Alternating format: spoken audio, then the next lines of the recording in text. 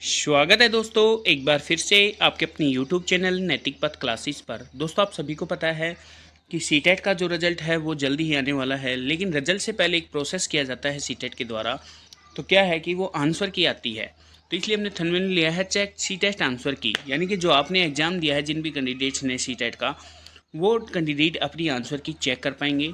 और चेक किस प्रकार कर पाएंगे वो हम आपको बता देंगे।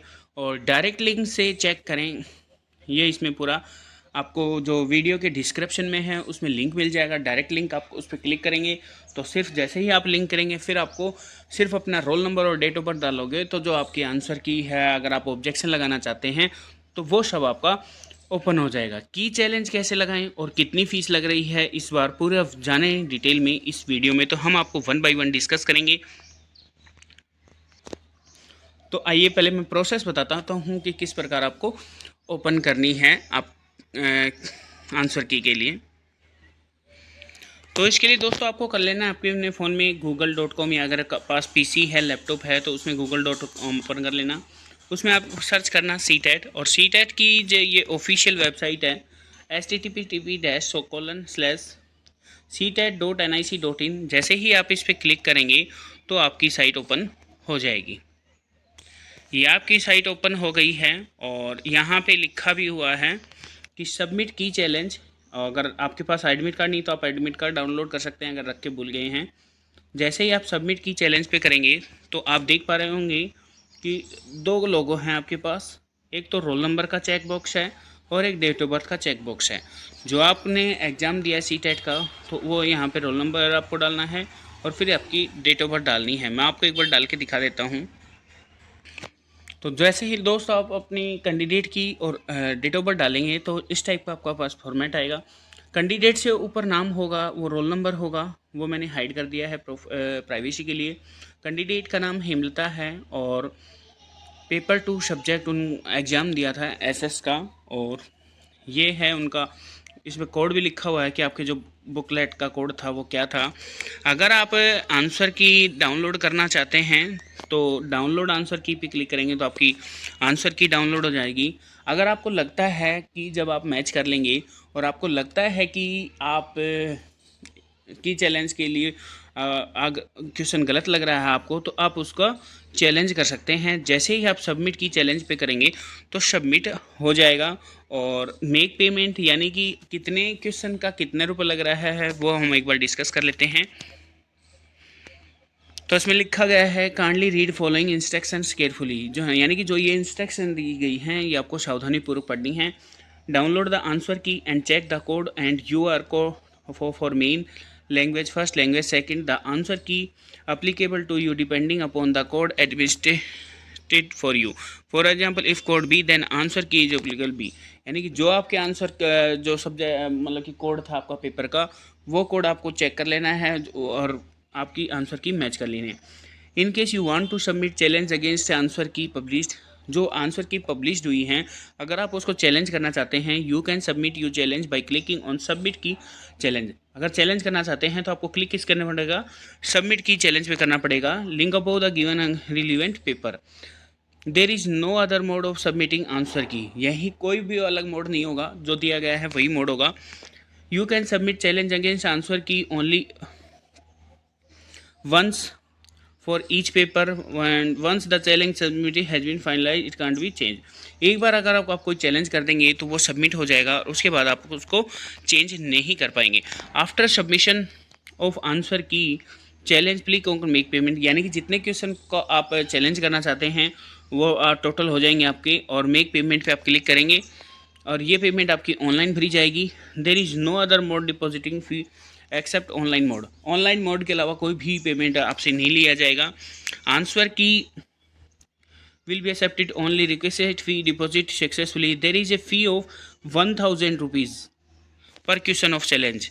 no challenge will be accepted without submission of fee, the fee is non refundable। यानी कि अगर आप एक क्वेश्चन का चैलेंज देंगे तो आपको 1000 रुपये लगेगी, 2 का देंगे तो 2000, 3 का लेंगे 3 है।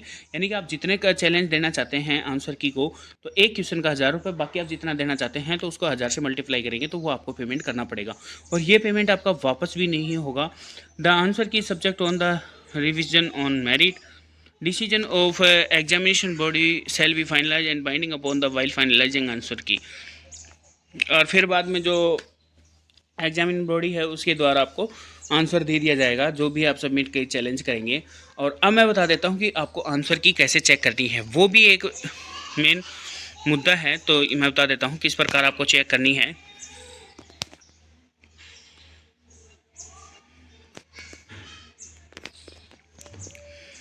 तो दोस्तों ये आपके पास उस पर क्लिक करेंगे तो ये आंसर की आपकी ओपन हो गई। मान लो आपने मैथ का एग्ज़ाम दिया है तो पेपर फर्स्ट आपको क्या करना है, जिन्होंने मैथ का एग्ज़ाम दिया है और सेट जिसका आई है उसको क्या करना है 1 से 90 तक तो क्वेश्चन मैच कर लेने हैं।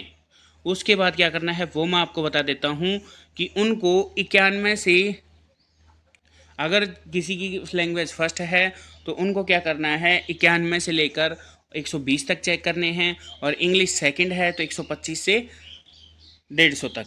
अगर उनकी इंग्लिश मीडियम अगर उन्होंने हिंदी चुना है तो उनको क्या करना है 91 से 120 तक उनको हिंदी के क्वेश्चन मैच करने हैं, और फिर उसके बाद उनको मैच करने हैं 120 से लेकर 150 तक के इंग्लिश के बीच जिनके पास सेकंड लैंग्वेज इंग्लिश ली है। अब मैं आपको बता देता हूँ ये तो मैथ का हो गया, ये मैथ का जे सीरीज हो गई, ये मैथ की के सीरीज हो गई, और ये 1 से 90 तक हैं। फिर उसके बाद आ जाता है आपका मेन SOS, यानी जिन्होंने सोशल ऑफ साइंस का पेपर दिया है तो 1 से 90 तक तो ये आपका सेट आई जिसका है वो मैच कर लेंगे। उसके बाद जिनका जे है वो मैच कर लेंगे, के है वो मैच कर लेंगे, एल है वो मैच कर लेंगे। और दोस्तों इसमें सबसे बड़ी बात ये और दी गई है अब की बार ए का फर्स्ट, बी का सेकंड ये दिया गया है, और जहाँ जेड दिया गया है उसका मतलब है ऑल, यानी कि किसी ने चाहे फर्स्ट क्वेश्चन करा हो, चाहे सेकंड क्वेश्चन करा हो या थर्ड क्वेश्चन करा हो, जेड का मतलब उसको सारे ही ऑल मान लिए गए हैं, ये आपको ध्यान रखना है। और एफ का मतलब ये थर्ड है तो मतलब कि उसमें 1-2 आंसर ही हैं, जैसे ये 75 का जेड है, और ये कौन सा कोड है फॉर एग्जाम्पल मैं बता देता हूँ 1 सेकेंड।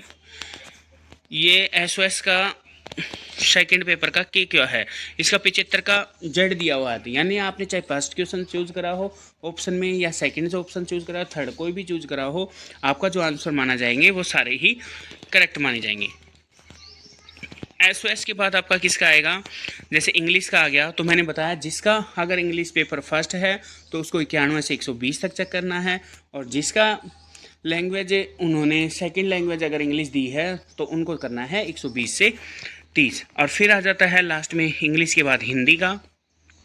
हिंदी में आपको क्या करना है, अगर आपकी मीडियम फर्स्ट आपने हिंदी लिया है तो 91 से 120 तक करना है, और सेकंड लिया है मीडियम में तो वो 120 से 150 करना है। और इसमें काफ़ी सारी लैंग्वेज है दोस्तों, मैनपुरी है, उड़िया है, कन्नड़ है, तो उन सभी के पूरे डिटेल्स इसमें दिए गए हैं। देखो मैं दिखा देता हूँ आपको, जैसे बंगाली हो गया, ठीक है, और गारो हो गया, खासी हो गया, जयंतिया हो गया, इस प्रकार इसमें दिए गए हैं, और भी दिए गए हैं इसमें गुजराती होगा। तो दोस्तों ये है आपकी आंसर की मैच करने का आपको तरीका बता दिया। अगर फिर भी किसी को नहीं समझ में आता है तो आप कमेंट बता देना, वैसे इसका डायरेक्ट लिंक मैं डाल दूंगा वीडियो के डिस्क्रिप्शन बॉक्स में। अगर आपको ये वीडियो अच्छी लगी तो प्लीज़ चैनल को लाइक शेयर सब्सक्राइब कीजिएगा। थैंक यू दोस्तों।